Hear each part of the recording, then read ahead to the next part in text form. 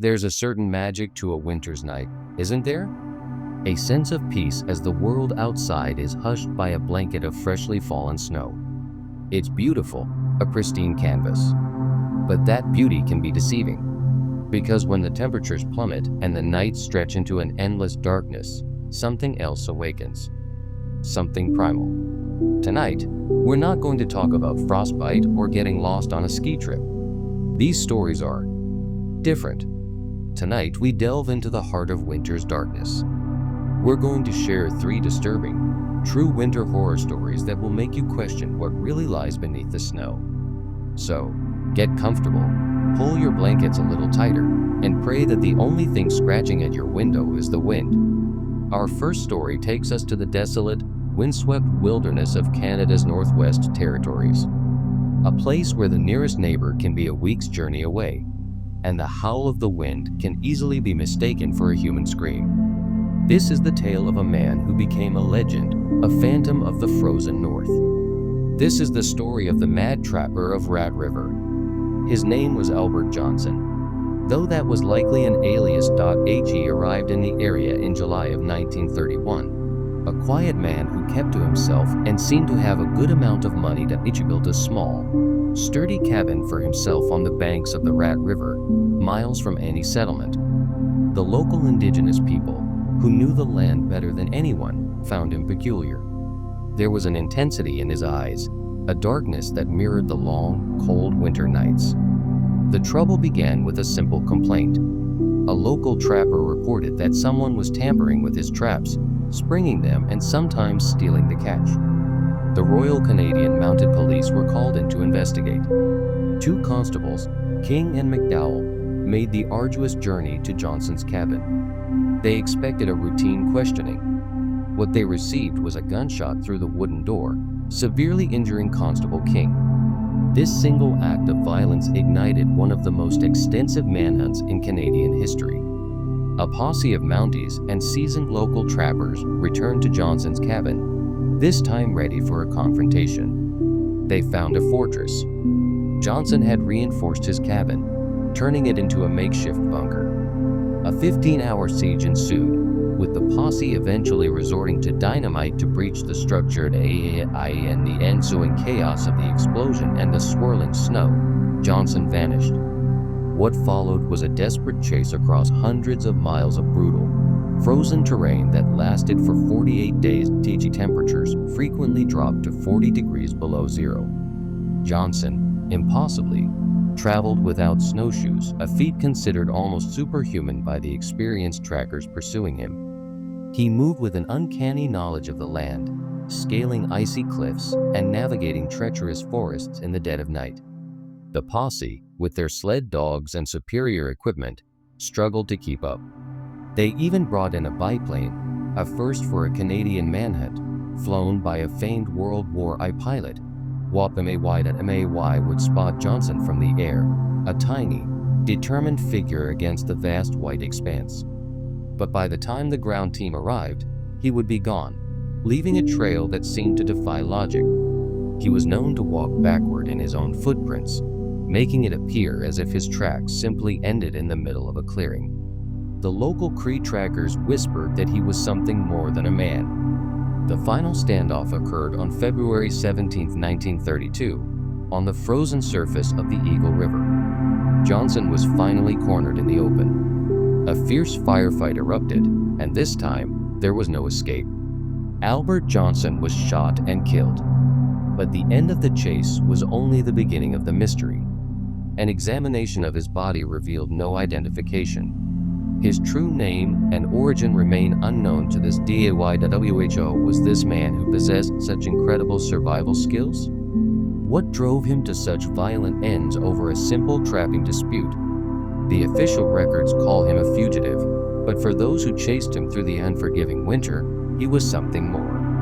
A true specter of the snow, making this one of the most chilling, true, scary stories from the Great White North.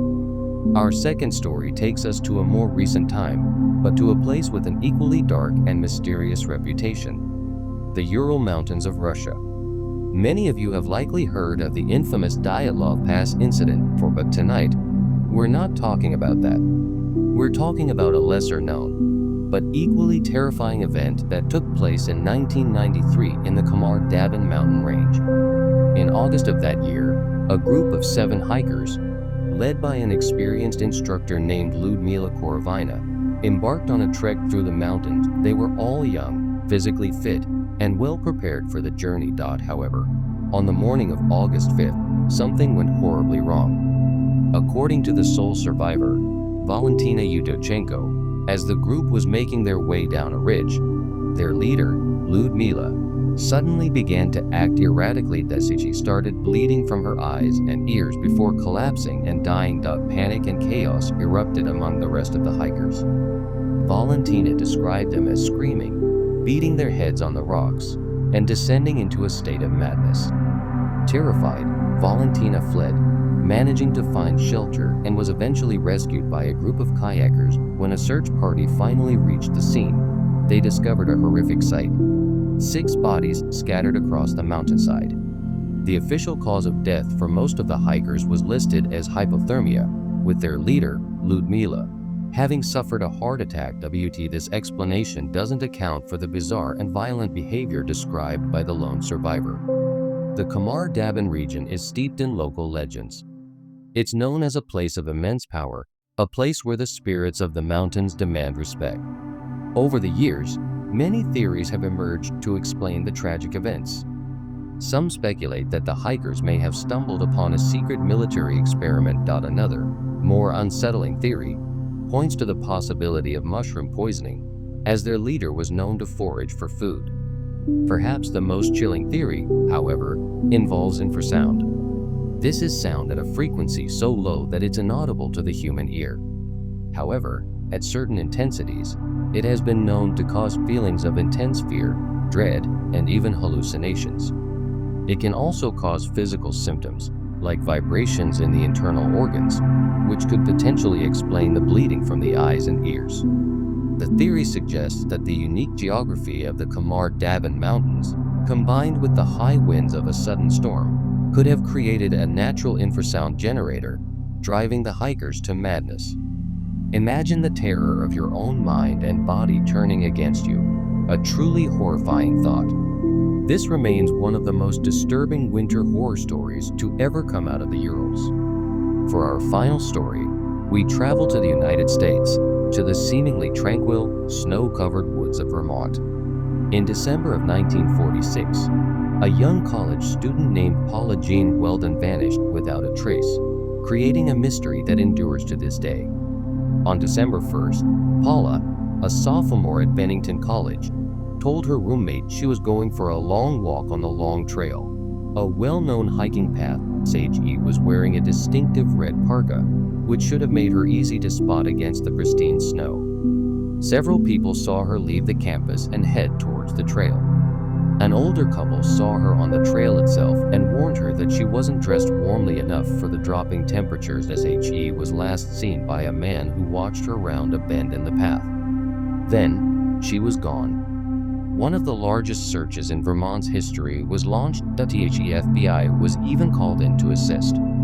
But they found nothing. Not a single footprint in the snow beyond where she was last seen. No scraps of her red clothing. No sign of a struggle. It was as if she had simply dissolved into the winter air.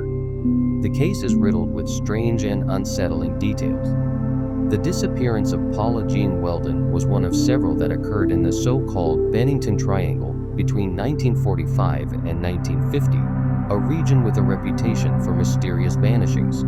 A local man who was a person of interest in the case reportedly told 2 people that he knew where Paula was buried, but later claimed he was joking. The initial investigation was so mismanaged that it led to the creation of the Vermont State Police the following year.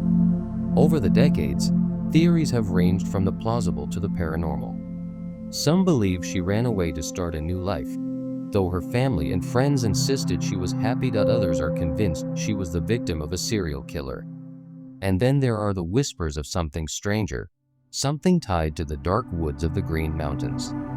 The image of Paula Jean Weldon, a smiling young woman on the cusp of her life, has become a haunting symbol of the unknown. Her story is a chilling reminder of how easily the wilderness can swallow a person whole, leaving behind only questions and a lingering sense of fear. 3 stories of ordinary people thrust into extraordinary, terrifying circumstances. A man who became one with the unforgiving wilderness, a group of friends driven to madness, and a young woman who walked into the woods and never came back. What is it about winter that unsettles us so deeply? Is it the profound silence? The crushing cold? Or is it the knowledge that beneath that beautiful, serene blanket of snow, the darkest of secrets can lie hidden, waiting to be discovered? If these stories have sent a chill down your spine, be sure to like this video and subscribe to our channel for more tales of the strange and the unsettling. Let us know in the comments which of these winter horror stories you found the most disturbing. Until next time, stay warm and be careful what you go looking for in the snow.